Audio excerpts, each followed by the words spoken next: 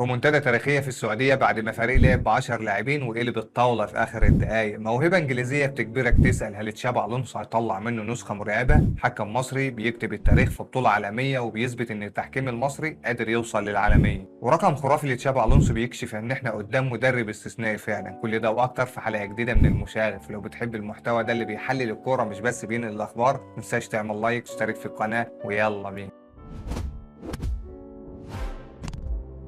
تخيل مباراة كل الظروف فيها بتقول إن فريقك انتهى، وبعدين تحصل واحدة من أجمل الرومنتادات اللي ممكن تشوفها. النصر لعب قدام الاتفاق وهو ناقص لاعب من الدقيقة 11 بعد طرد الحارس، واضطر المدرب يغير حساباته بدري جدا، وبعدها الوضع بقى أصعب. الاتفاق سجل هدفين ورونالدو خرج ما بين الشوطين. النصر دخل آخر ربع ساعة وهو متأخر بهدفين، يعني منطقيا المباراة خلصت. لكن هنا ظهرت شخصية الفريق. في 3 دقايق بس جواو فيليكس قلب كل شيء بصناعتين خرافيتين، وبعدها ساديو ماني سجل هدف الفوز في الدقيقة 90. رومونتادا ب10 لاعبين، سيناريو يخليك تفتكر ليه كرة القدم أجمل لعبة في العالم. والأهم إن جواو فيليكس مش بس بيقدم مهارات، ده بقى لاعب حاسم جدا وبيثبت إن الموهبة لما تتحط في المكان الصح ممكن تغير شكل الفريق بالكامل. ومن لاعب لقى نفسه في المكان المناسب نروح لمدرب أثبت خلال سنتين إنه من أهم الأسماء الجديدة في عالم كرة القدم. في أرقام كروية أحيانا بتعدي من غير ما تاخد حقها، لكن لما تبص عليها تكتشف إنك قدام حاجة مختلفة. تشابي ألونسو من أول موسم كامل ليه مع باير ليفركوزن، وحتى أول مباراة له مع تشيلسي لعب 88 مباراة في الدوريات الخمسة الكبرى وخسر 5 فقط. استوعب الرقم، مدرب بيواجه أقوى فرق في أوروبا وخسر نسبة قليلة جدا من مباريات. ألونسو كمان حقق 62 فوز بنسبة انتصار وصلت ل 70%. صحيح عنده تعادلات كتير، بعضها كان في لحظات صعبة وأهداف متأخرة ضده، لكن الاستمرارية دي مش صدفة. ألونسو أثبت إنه مدرب كبير وعنده فكرة وشخصية. والتحدي الحقيقي دلوقتي مش إنه يثبت نفسه كمدرب موهوب، التحدي إنه ينجح تحت ضغط نادي كبير زي تشيلسي، لأن النجاح مع فريق صاعد شيء، لكن النجاح مع نادي كبير والكل ينتظر سقوطك دي مرحلة مختلفة تماما. ومن مدرب بيبني مشروع نروح للاعب ممكن يكون أكبر مستفيد من وجوده. أنا مش قادر أفهم إزاي واحد زي كول بالمر كان بعيد عن حسابات توماس توخيل، لأن اللي بيقدمه اللاعب ده يخليك تسأل إحنا قدام نسخة جديدة من بالمر. قدام فولهام اللاعب كان بيقدم عرض كروي كامل، تحكم، مراوغات، تغيير اتجاه، ولمسة تخليك تحس إن الكرة مربوطة في رجله. لكن الجزء الأخضر هو طريقة استخدام تشابي ألونسو ليه، لأن بالمر لاعب بيحب المساحات ما بين الخطوط، وألونسو بيعرف يخلق له المساحة دي. تحركات اللاعبين حواليه بتسحب المدافعين، المهاجم يثبت الخط الخلفي والظهير يفتح الملعب، وفجأة بالمر يبقى اللاعب الحر اللي بيستلم ويكرر. أرقامه قدام فولهام كانت قوية، هدف وأسيست، 10 التحامات ناجحة من أصل 15، 5 مراوغات صحيح وصناعة 3 فرص. يعني مش مجرد لاعب ممتع، ده لاعب بيغير شكل المباراة. لو ألونسو عرف يطلع أفضل نسخة منه فالمنافسين لازم يستعدوا لمشكلة حقيقية. ومن النجوم اللي بتصنع المتعة نروح لشخص بيصنع فخر كبير للتحكيم المصري. وسط الانتقادات الكتيرة للتحكيم المصري في اسم بيعمل عظمة لنفسه وبيعمل لنفسه مكانة عالمية،